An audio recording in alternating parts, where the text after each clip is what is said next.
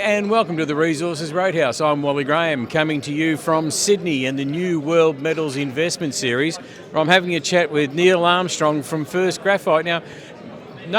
First Graphene. Now, I should get that right because there is a difference between graphite and graphene, isn't there? That's correct, the big difference between graphite and graphene. So we actually use graphite as our feedstock. Graphite is essentially millions of layers of graphene stacked on top of one another, and what we do is we pull that apart using an electrochemical process, and we are harnessing the power of that graphene material. All right, you say you're harnessing the power of that graphene material. Why? And what is it used in?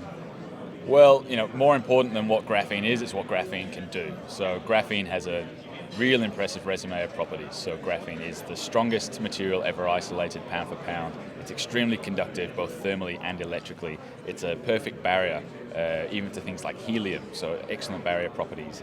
It's thin, it's flexible, so it's very durable. So there are a very long list of potential applications, all of which are trying to harness one or more of those properties in some way, shape or form.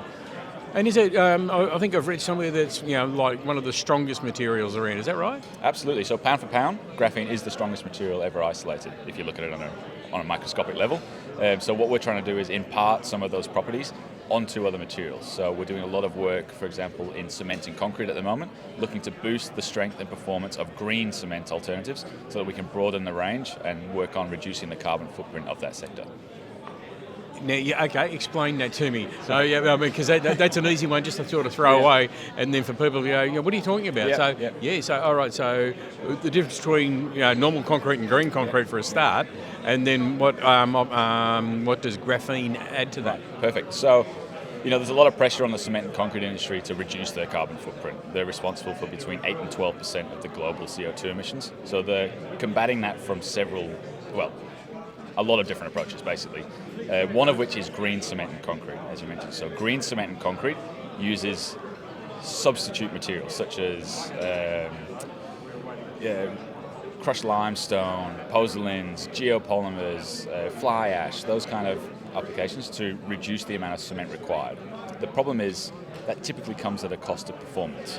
So where we use graphene, we use it as a very low addition rate, so as an additive, to boost the performance of those green cement blends from a mechanical point of view. So you've got increased strength to increase its application range. So, performance limits where these materials can be used. Graphene enables more potential uses, more potential volume demand for that material. So it's the strength additive, It's the strength additive, yes. Okay, all right. And being just one application for graphene, and in the grand scheme of things, graphene, it's you could say it's like a fairly new discovery. It was a few. Well, graphene quite literally celebrates its 20th birthday this year. It was first isolated in Manchester.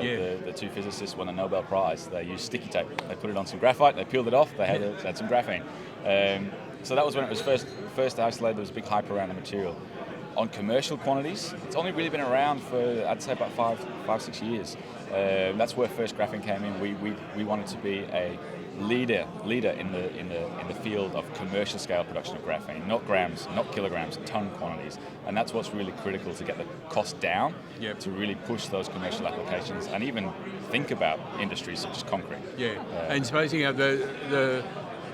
I suppose what you have to, what you're up against is the fact that, graphene, you've got to introduce it, what it can be used for, but then you also have to educate people about exactly what graphene is, with it being so new. And that's where the most of our time and effort goes in. So graphene itself, it's relatively easy to use in a lab scale. We can give it to some scientists, we can demonstrate the performance increases. Where we really have to work with clients is how to do that on a commercial scale. And it's identifying what properties of graphene they're trying to harness, how we can do that on scale, and that's where we have to work with them. So we describe ourselves as a materials technology company because we have to have that experience and that expertise across multiple areas to help guide the adoption of graphene in these applications. So does that sort of curtail a bit of a news flow for First Graphene? Does that mean, we're here in a room with a lot of explorers who can say, we're out drilling, we're out doing that. Does it curtail your news flow? Do you have a less sort of flow of news? Yes, it does make it quite difficult because we are working with clients who want to keep what they're doing to themselves for obvious reasons. And often the closer they get to commercialization, the less they want to talk. Because they don't want to to announce what they're doing to their competitors before they've released the product.